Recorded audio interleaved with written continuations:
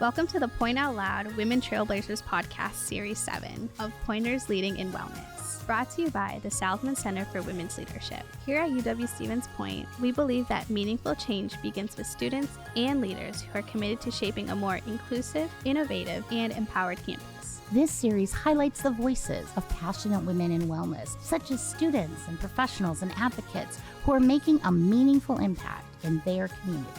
From campus initiatives to workplace programs, these leaders are redefining what it means to lead with health, compassion, and purpose. As Frida Kahlo once said, at the end of the day, we can endure much more than we think we can. Today we honor the women showing resilience and courage in every step they take. Today we have Carrissa Kettlewell, a senior at UW-Stevens Point, majoring in health science and wellness. Carrissa is passionate about creating positive environments where people can thrive. She served as the vice president of the Collegiate 4-H Club and as administrative coordinator for the National Residence Hall Honorary. And she also interned at Skyward, focusing on employee happiness and workplace culture. Seatbelts on. It is time to get your injection of joy with Carrissa, who is committed to just helping someone, somehow, in some way. You're going to hear her school us in how to surround ourselves with the right people.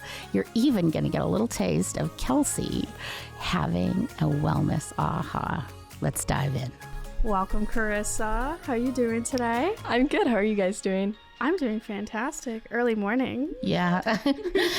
Okay, now everybody's laughing at me. Like, I'll just be transparent here. I just almost got hot chai latte all over the table, but it was a rescue. We've wiped it up. We're good, right? It's okay. It's just one of those mornings. It is. Anyways, we'd love to start by having you tell us a little bit about yourself and your backstory. Yeah, so my name is Carrissa. I'm originally from Amro, Wisconsin, which is right next to Oshkosh. I don't know, a little bit about me. Let's see. Some of my hobbies, I like to go hunting and fishing and spend time outside. I like to do crafting. I scrapbook, I crochet, you name it, I probably do it. Love it. I'm pretty involved in campus, so I'm on the National Residence Hall Honorary, or NRHH. I'm the vice president of our 4-H club. I'm in the yoga club, and I do all sorts of other little things here and there. Wow, that's awesome. I feel like you just told us a whole list of things. Yeah, and I'm digesting, and I'm pretty impressed. Like, so you sound a little unicornish to me because you're artsy, but you're also pretty intellectual, right?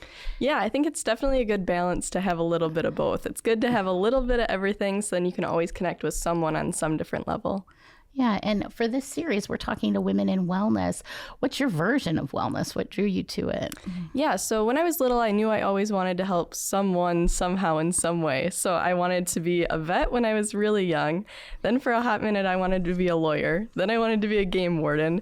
And then I had no idea what I wanted to do. But later in high school, I was very involved in sports. So I saw the direct result of how being active can help both mentally and physically. So then I started looking more into like the health and wellness realm. And then I came upon the health science and wellness major at Stevens Point, which was a good broad, I guess a little bit of everything about health and wellness, not just the physical side or the wellness side. Yeah, I love that.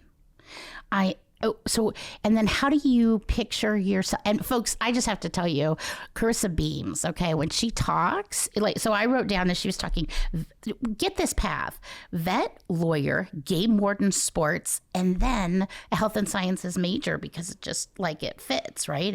It can be used in so many different ways. Can you say a little bit about the different ways you might use it? Yeah, so I have two specialties within my major. So I have a graduate level certificate in health and wellness coaching, which I completed last year. So I can work one-on-one with clients or patients and help them to set goals and then achieve their goals through helping them develop a game plan. And then I also have a certificate in employee wellness. So I can work within a large company and help employees to become happier and healthier. That's awesome. See, I realized that you just recently had a internship at Skyward. Yep.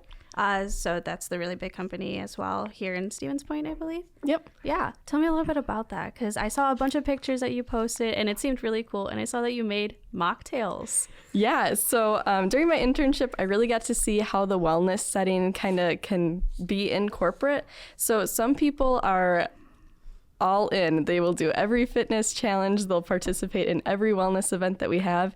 And other people will just take part in Banana Monday, which is... I like it. Banana Monday. Yeah, so we need one. I think we need one on campus, right? That sounds fantastic. Yeah, so every Monday, our wellness coordinator, Chris, goes to Quick Trip and gets like 20 pounds of bananas, and we just set them out on the counter. So as people walk in, they can just grab a healthy snack for breakfast. Yeah. So a lot of people really enjoy that. Yeah. But the biggest thing was to try to find events that kind of cater to different types of people. Yeah. So the people who participate in the fitness challenge might not participate in other fitness challenges.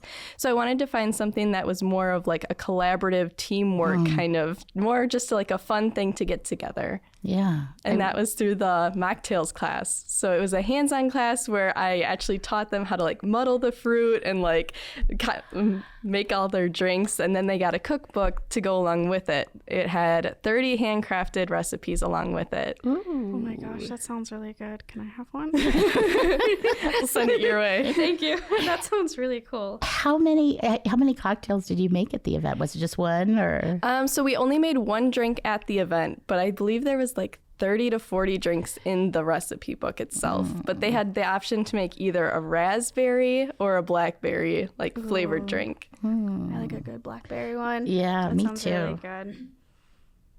So I just get this picture of you being so fun and so artistic. And now we roll into the leadership part of you, right? And so you've had several roles here, leadership roles specifically at Point. How have those experienced shaped your approach to well-being and community?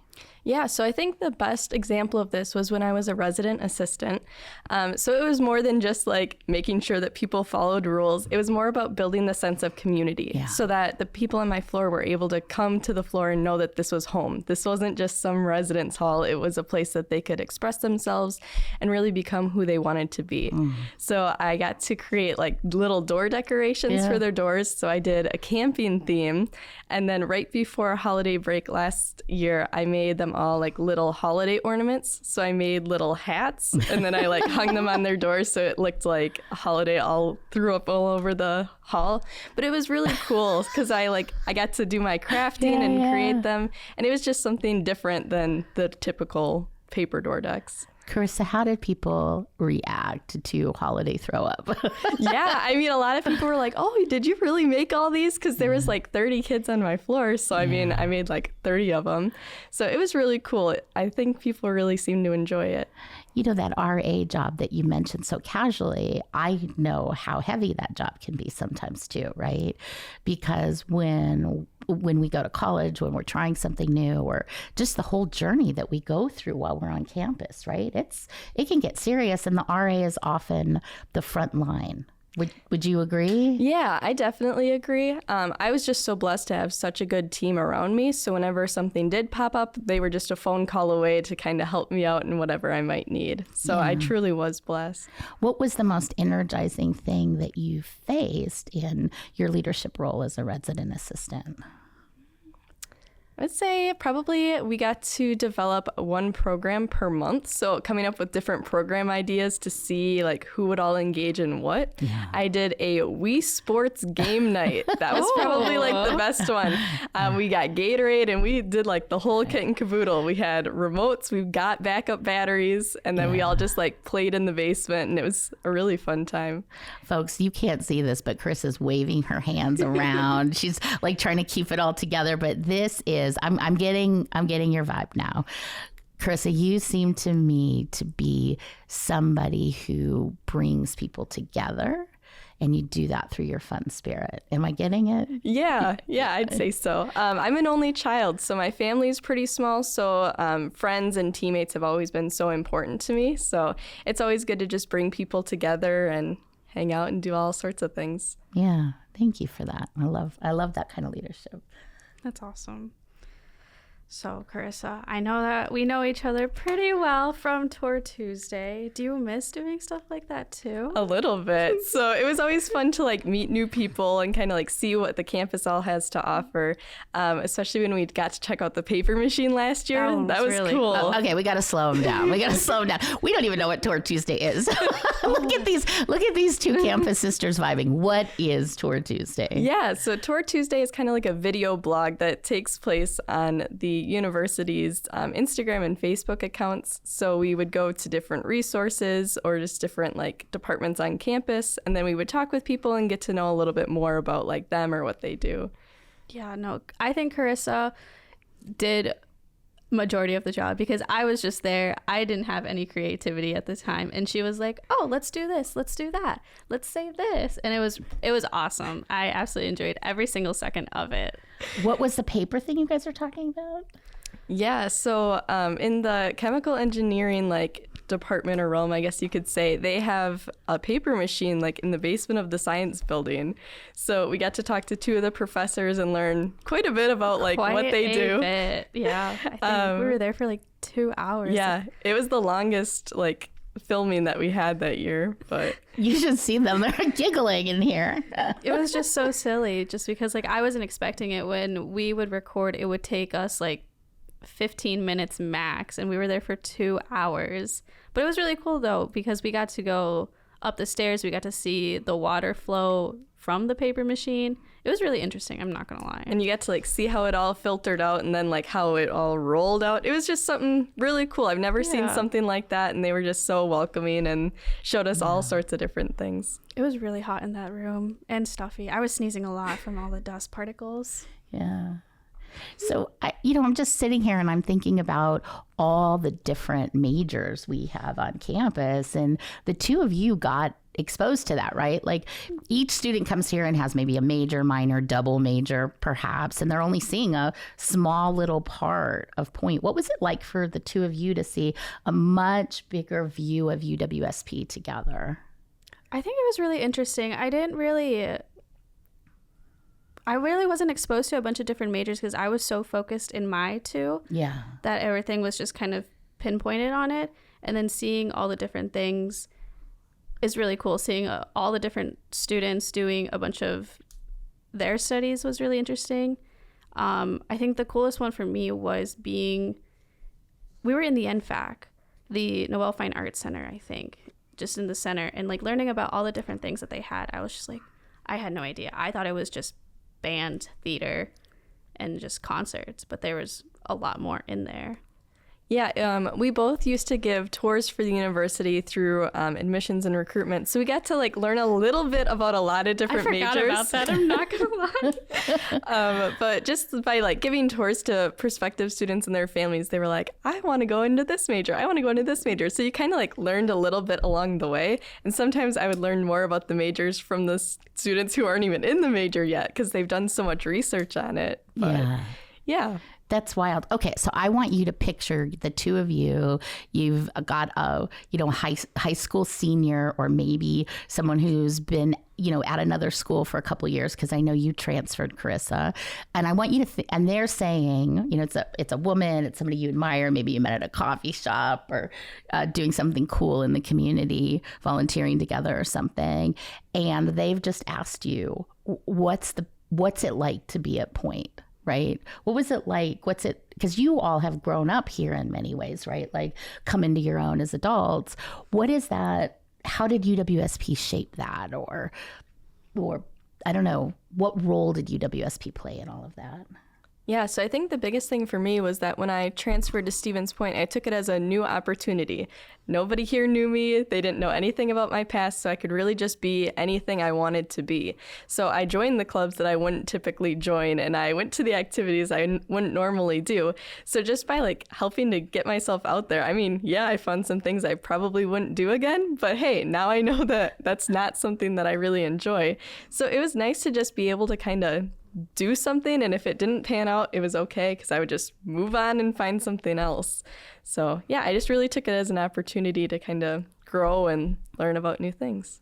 Yeah, I kind of did the same thing. I walked into college super, super shy, And I just saw it as an opportunity to grow and get myself out there. I put myself in positions that I never thought I was going to do. I have talked on stage. I've talked to hundreds of people before, and now I'm here. So it was just kind of like a start over. Let's burst out of Kelsey's little shell and just be who I've always wanted to be, just to do my own thing and learn from others, grow with others, and actually get on a stage and talk to a bunch of different people. We're getting t-shirts. The three of us are getting shirts that say something like Point, the place where you can be what you always wanted to be. Discover your purpose, as the flyers would say. I definitely think I discovered my purpose throughout my 4 years. And now that I'm in grad school, I am definitely still discovering more of my purpose.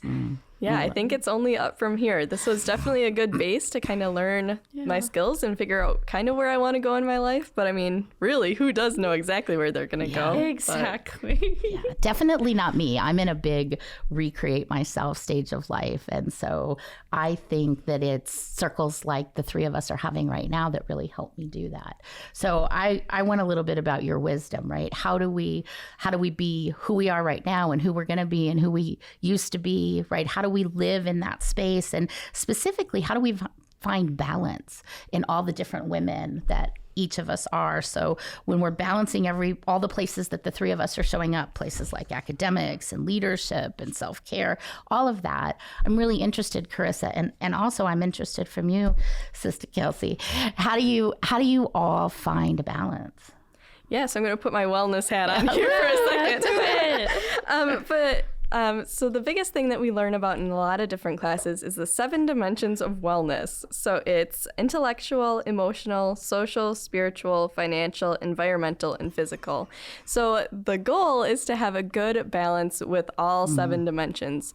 But I find it's difficult for people, often myself too, to kind of have that good balance where one week I can focus really heavily on physical, but then my financial goes down the drain. So it's really just important to kind of check in with yourself and see, what am I doing well? What do I need to work on? And then set goals to try to help achieve the different dimensions that you want to improve on.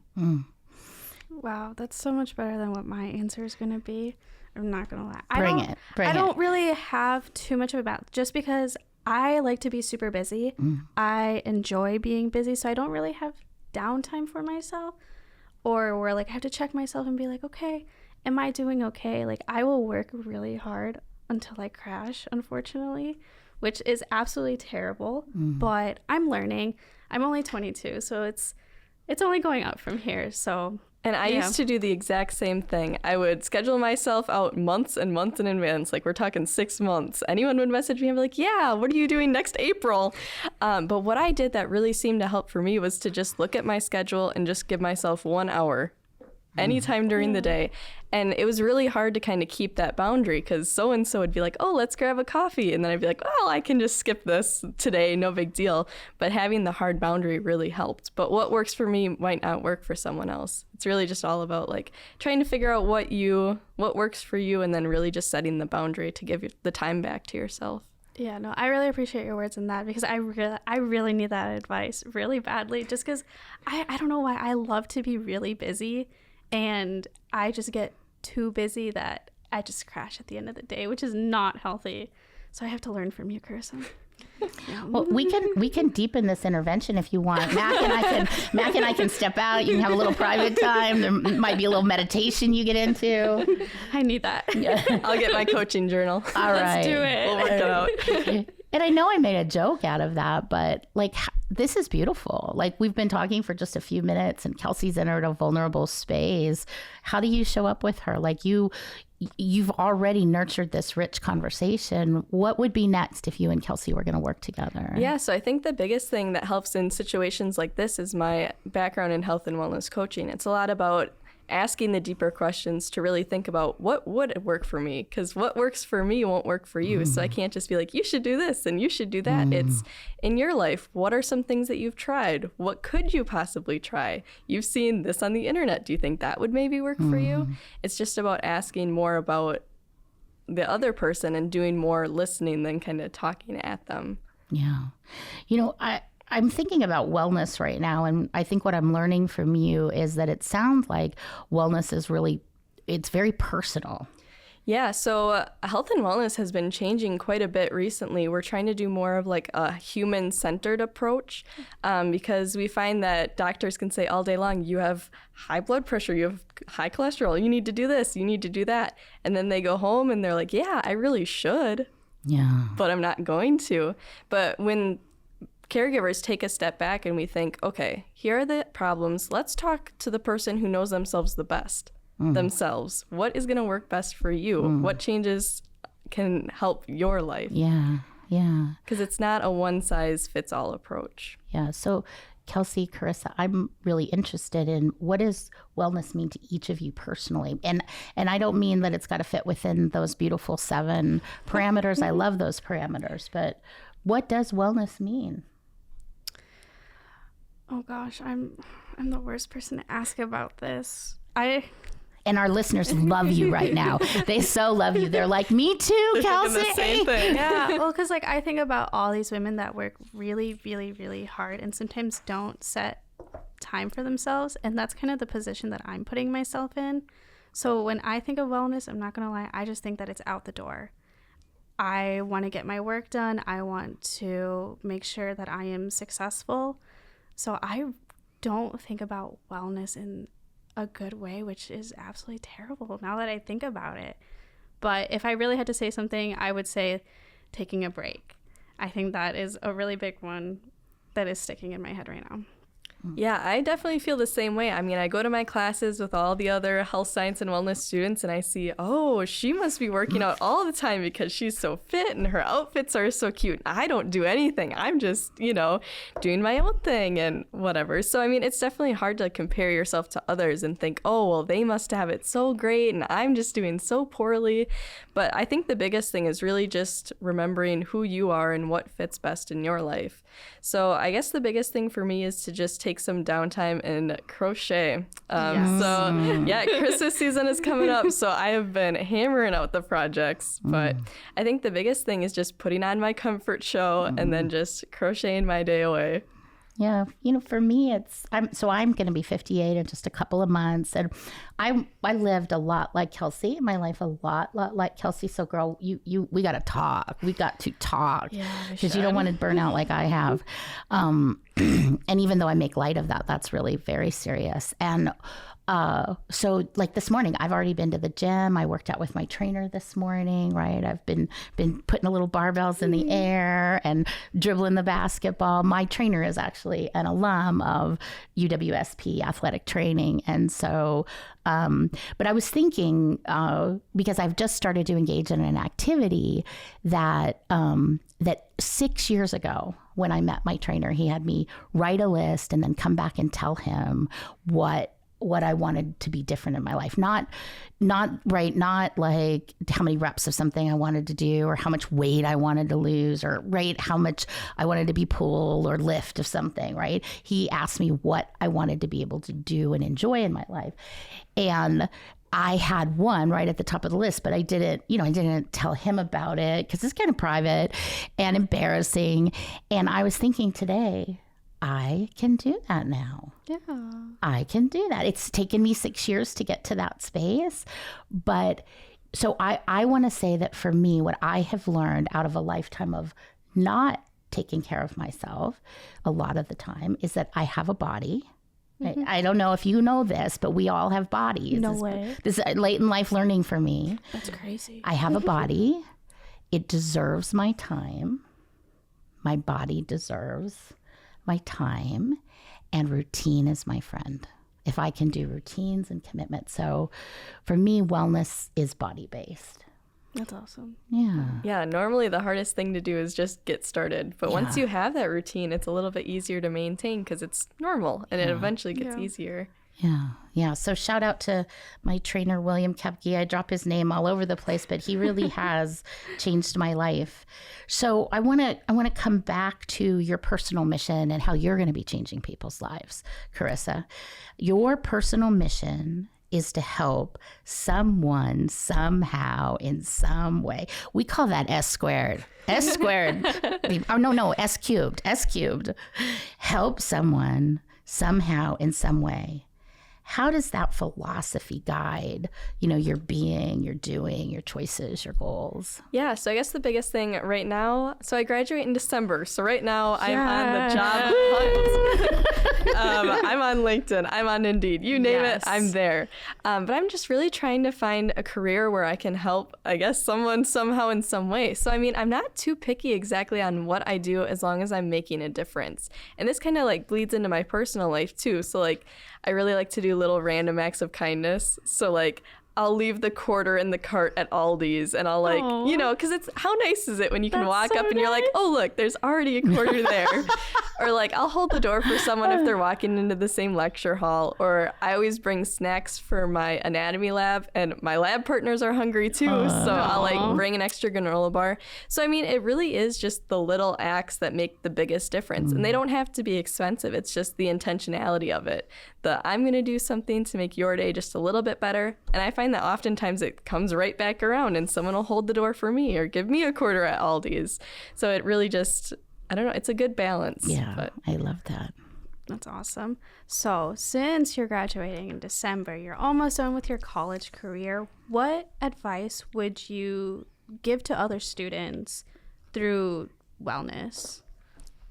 Yeah, so I guess the biggest thing is to really just surround yourself with people that you want to be. So surrounding yourself with the people who are successful and in clubs and doing service or whatever values really speak out to you. I know a lot of students who are involved in like all of our religious clubs and like that's really something that they have really enjoyed. So it's just finding space for yourself where you know that you can grow alongside people who are also growing. So I guess just, self-improvement and really just being there for yourself. I want to pull out that verb. Like, I don't know if you felt it, Kelsey, but I kind of felt something shift inside me as you were describing surround.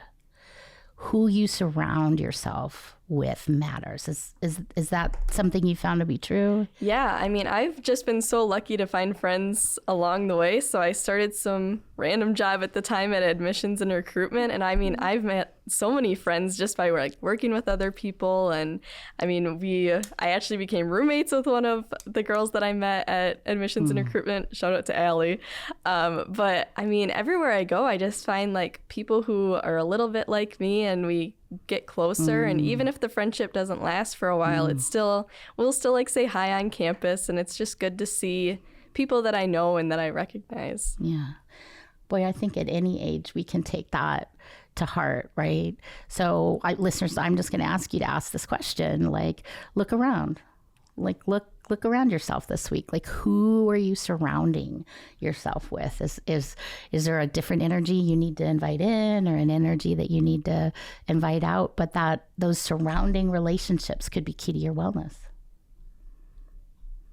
Yeah, I'm getting lots of nods over here. What are you doing, Kelsey? Sorry.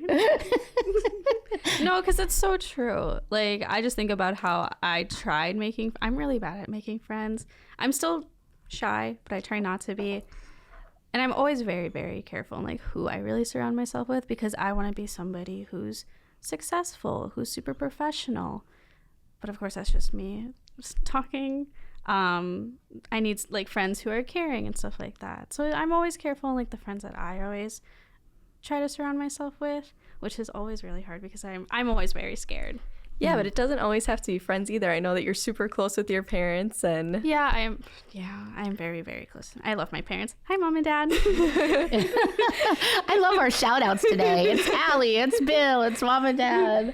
Yeah. But I mean, seriously, family is one of your biggest supporters. I'm very close with like my cousins. So whenever things go kind of weird, I'm like, hey, did you hear about this? And like, we'll just kind of like reconnect. And even if you've been apart for a couple weeks or a couple months, like we get back together and it's just like we click. All right, we're back on. We're good. Yeah.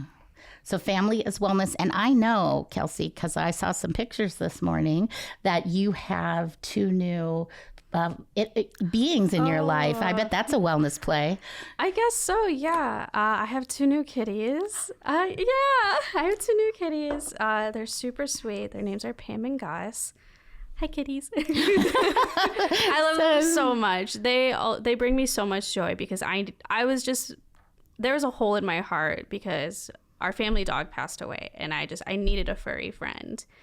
And that furry friend came into 2 furry friends and they just bring me so much joy. I'm less stressed when I come home and everything from work, from school, just with anything. I was just doing homework yesterday and one of them came to snuggle up next to me and I was like, I did it. I'm calm now. Okay. All right. So I'm going to give you a hard time, ma'am. And listeners, I want you to be listening.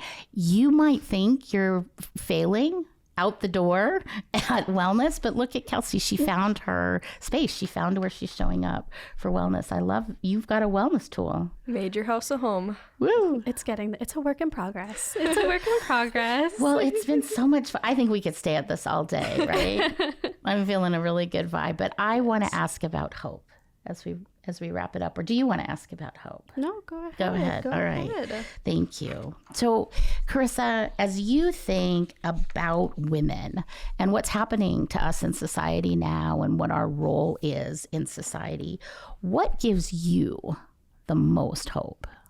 So we definitely live in very challenging times right now.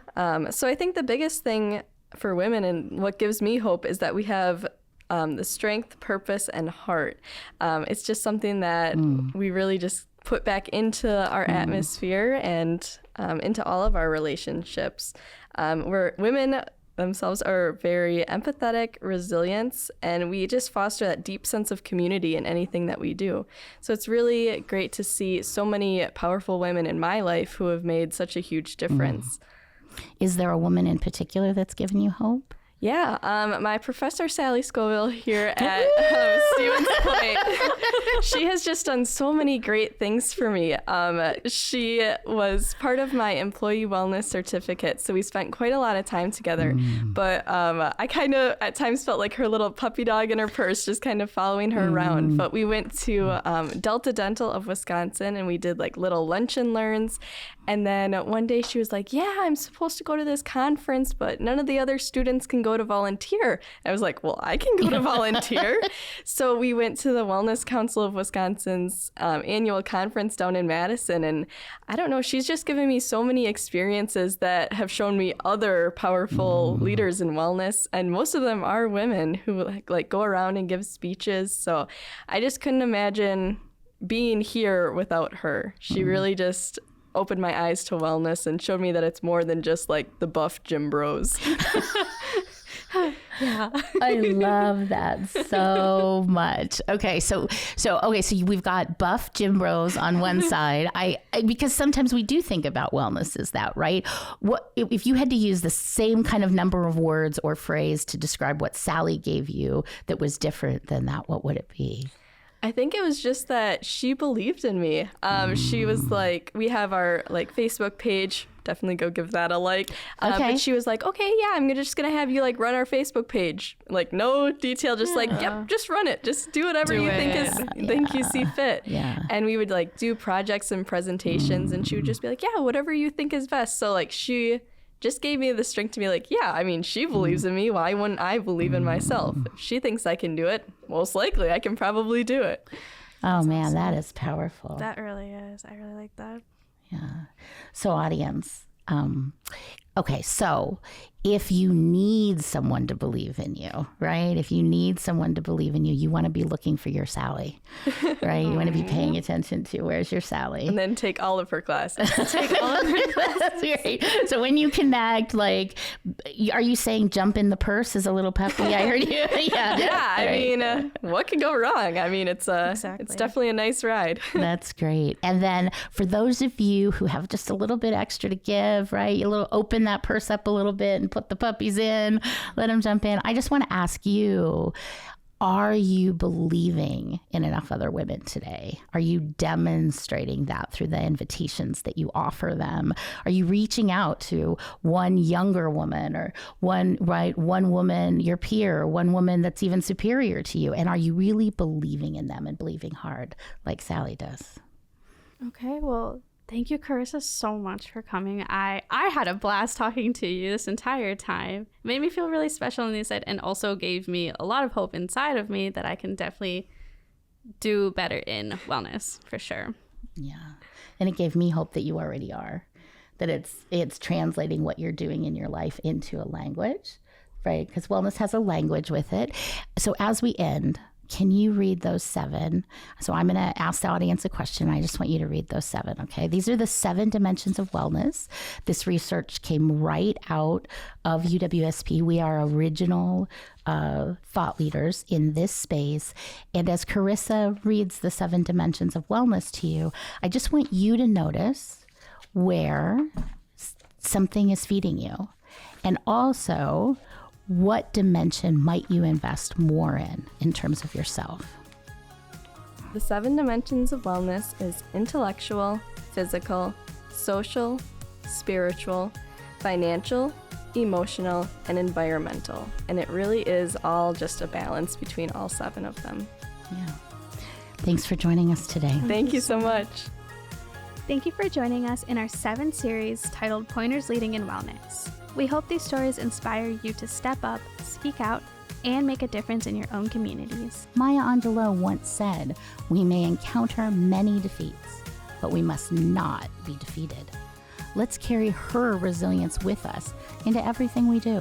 Be sure to tune in into our next series where we will continue to amplify the voices of those creating meaningful impact. Until then, keep pushing forward, keep advocating, and hey, keep driving change.